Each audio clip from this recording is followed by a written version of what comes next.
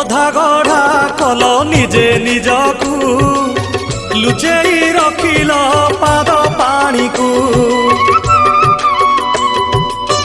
କଳା ଠାରୁ କଳା କାଳିଆ ମୁହଁ ଏତେ କଳା କାହୁଁ ପାଇଲ କୁହ।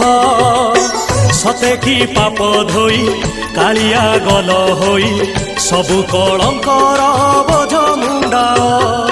କଳା ଶାନ୍ତେ ଅଛ କେମନ୍ତେ ସୁଖ ଦୁଃଖ ପଦେ କୁହ। ପ୍ରଭୁ ସୁଖ ଦୁଃଖ ପଦେ କୁହ।